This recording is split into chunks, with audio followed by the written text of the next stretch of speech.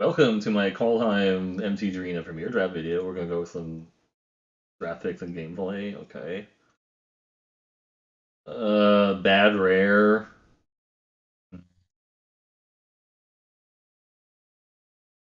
I kind of just want to first pick this Cole. This is really crazy. I don't like want any. I guess Iron Verdict is fine. I guess I'll just like the Iron Verdict. Every time I've like first picked Cole, it just never works out because this is really cut Boros, but like playable enough. Man, Packmate, I think. Yeah, just Packmate.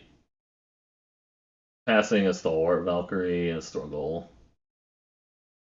But Packmate's good. White Green is definitely playable. You just need to get like a bunch of go wide stuff. You need the Maja, and you want to have a Warhorn Blast finisher. But it's a decent.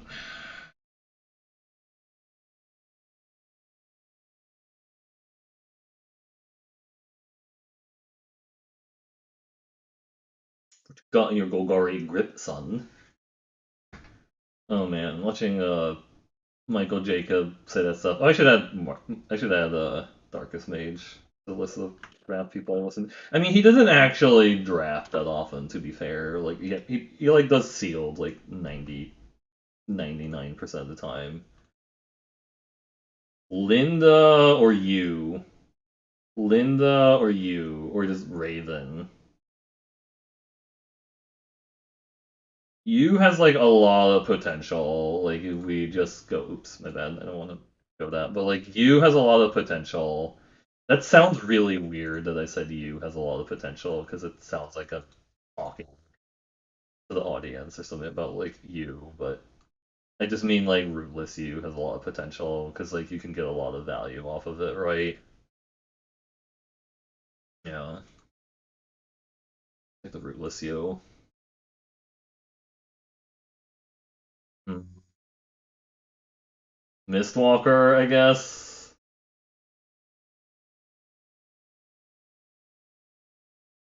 Yeah, none of these other cards like stand out to me. I think it's like the Mistwalker.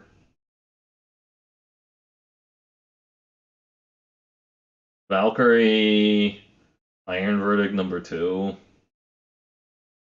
How many Iron Verdicts can we play before it gets bad? I actually feel like there's a limit on the number of Stalwart Valkyries you can play in the deck because I usually don't want to play more than 2 of these because it feels like a 3/2 flyer is not that exciting for 4. Like Snapping Drake is not that exciting, but I guess this is removal.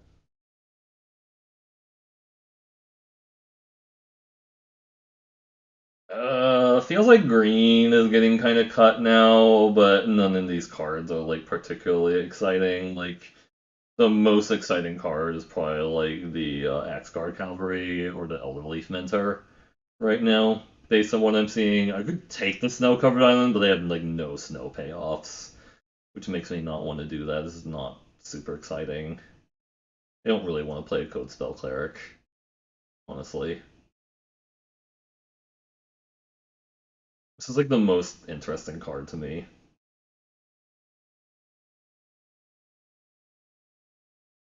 Fjord. What are these packs? I guess Fjord, I guess. I don't really want anything here. Like, no. It's like, are we ox meming? I don't think so.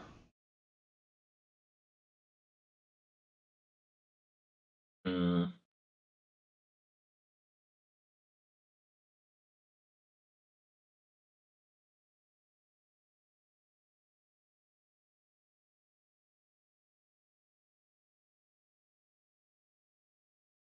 This is really strange.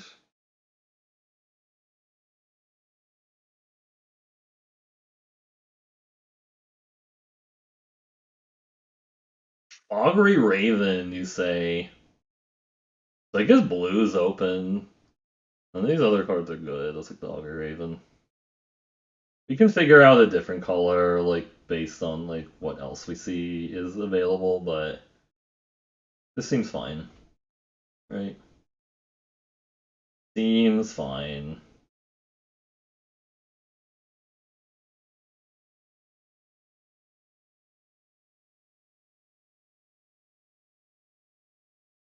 Got going.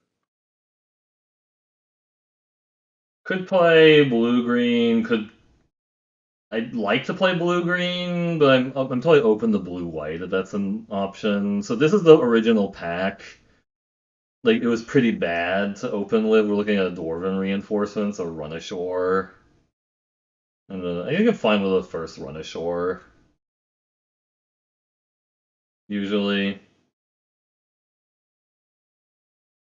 blue's kind of open. These are not like cards that are exciting to me. I think we're blue something. I don't know what else. These aren't really great blue cards. Okay, that's blue white. Never mind. We were actually blue white. We were blue white after all. All right, now we take all the foretells. We're kind of good to go. Three-eyed owl. That is really creepy looking. I'm not gonna lie, but that's fine.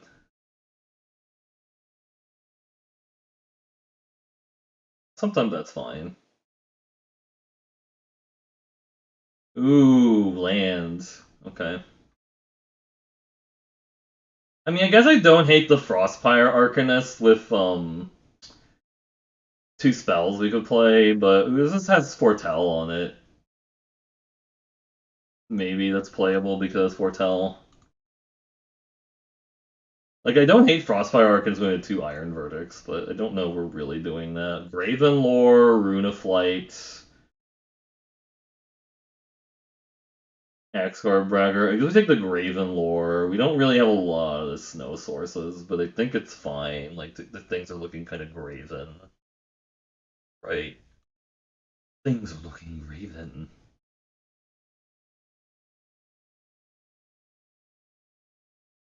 I'm just making sure I'm not passing something insane at the common level, because it is a little late. But Ravager, I barely know her. Depart the Realm, another Iron Verdict, a 2-drop. I'm just take another Iron Verdict. We don't really have reasons to be red, even though I love playing a Assault Ravager and just nuking the crap out of something. But I don't know. Another Vega, a Bounding Gold, a sword. I feel like I want the Bounding Gold, but the sword is really, really good. Sword's really good. I really want a Bounding Gold though, so I don't like die to like stupid things. Right. Stop like a really large thing from like killing me. I think. So I just want a 7-drop finisher. I don't think I need the next. I think I want the first Bounding Gold versus both of these because I'm definitely gonna play a Bounding Gold on things. Behold the Multiverse is really gas. I'm gonna take it here. Man, two Basalt Ravagers. That's really gross. That's really gross. There's been so many games where a Bounding Gold keeps me from not dying. Because like I lock down like a lantern or something with Bounding Gold, and I really value being able to do that. Let's take the Starnheim Courser. We have like one Bounding Gold. We might get like more enchantments hopefully to go with it. It's also flying. We're on the flying plan. I do love Valkyrie Sword because it's like a win condition.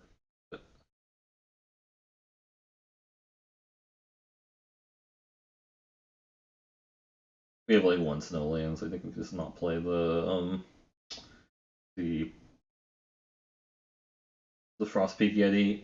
I think Frostpeak Yeti works in like a multicolor snow deck where you didn't really get there on the like if you just didn't get there on other win conditions, you're just like, oh, I need to have this Frostpeak Yeti to like break a board stall, right? Another thing that Bound in Gold is good at dealing with is a Lindworm. Because, like, I've seen so many games just get decided by a 6 mana 6/6. I'm just like, great. And you have an answer to a 6 mana 6/6. Either Raven form or Bound in Gold. Avalanche Caller. Or like a Doomscar Oracle. So nobody wants this card. That's actually kind of absurd. Doomscar Oracle actually works better in the deck, but I'm actually willing to play Avalanche Caller with like as few as like 3 Snowlands. People will also waste removal on this guy, even if you don't show them like a lot of Snowlands. They'll waste like Demon Bolts on him. And if I'm not playing a lot of Snowlands, I think I'm just fine with playing this and just having it like be a Lightning Rod for removal.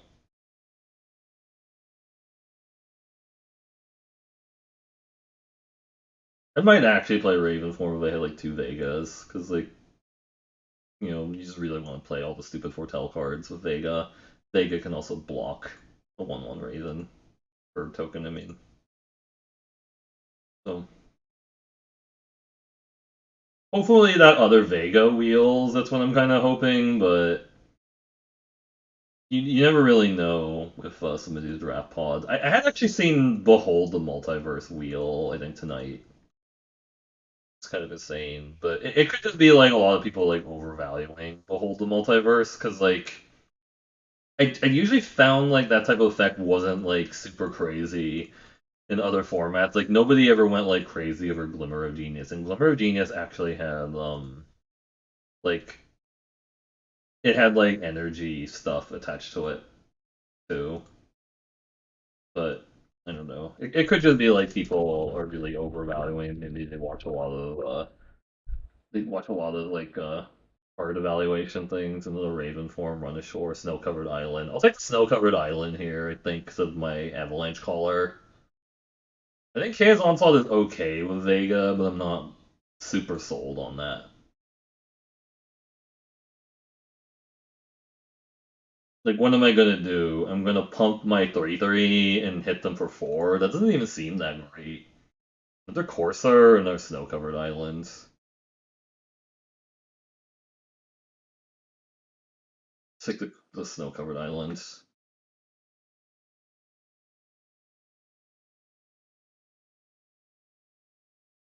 I think Courser's fine. We only have like 1 enchantment and 0 artifacts, so this is the original pack. Let's take the Snowlands. It's not the original pack, I mean. You need to see the pack with Vega and the other dude in it. And the sword.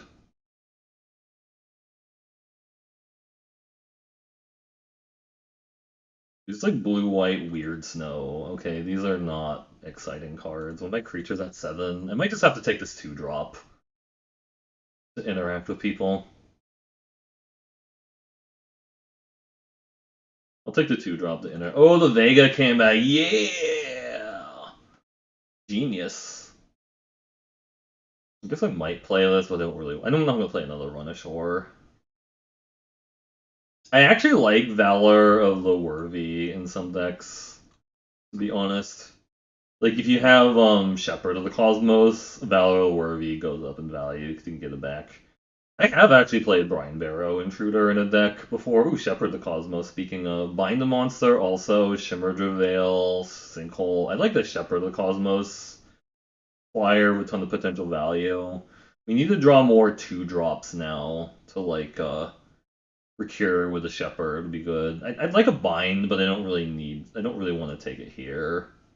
I would also play a Shimmer Veil, but I think just take the Shepherd here. Cat. That is really bad for me. It's probably just a cat because it has Foretell. It can block shit on the ground. Meow, cat. How many Foretells do we have? I might pass a couple of Doomscar Oracles and like a Depart the Realm, but I don't think even with like double Vega you need to like force the Foretell stuff. Like you just kind of take it as it comes around. Like I think that Doomscar Oracle is good, but it's not insane by any means. Alright, most kills, Sidewinder, Spirit Weaver, Moses' Moonwalkers. Icewing Assassin, Surface Oracles, and Abirika EU.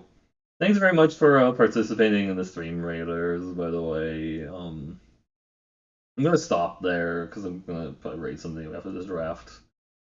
I'm a little tired. But I appreciate everybody like stopping by for the stream raiders. Plow? Bind the monsters. Island. I think I take the first bind the monsters here. I don't think we're doing plow meme, honestly. That doesn't seem right. Where's my creature count at? 13. We're kind of okay on creatures. A Raven. A Raven. It's not a Raven, it's Raven. There's also a Snowland, but I don't need it that badly. I want to have my exact one copy of Bind the Monsters in this deck.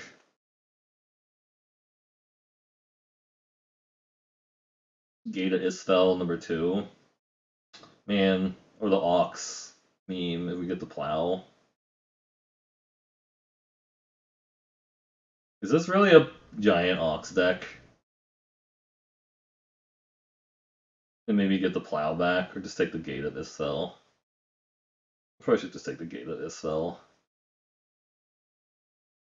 Bind the Monster number 2 or Floodplain. I'll take the Floodplain. I love having good mana in my deck. Yeah, take a Floodplain here. On color dual land, yeah. I think Ox is technically playable on blue-white, even without like the plow meme, but it just depends on how much you actually want like a 05. You might actually want an 05 in blue-white, but I don't know. I'm not really sold on it.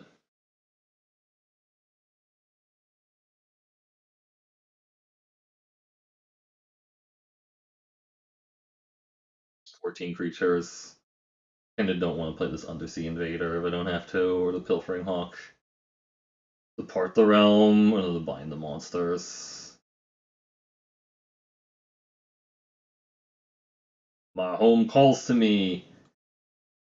I must go back to my home planet. This Giant Amulet is gas, or Flyer. I guess I could just take the Flyer, honestly. I like the Flyer here.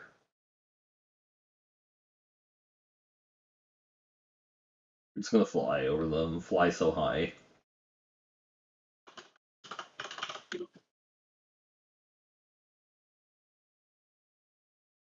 I think Brine Barrow Intruder is playable, honestly. Like, it makes, like, double blocks a little less scary if you can shrink your opponent's creature. So...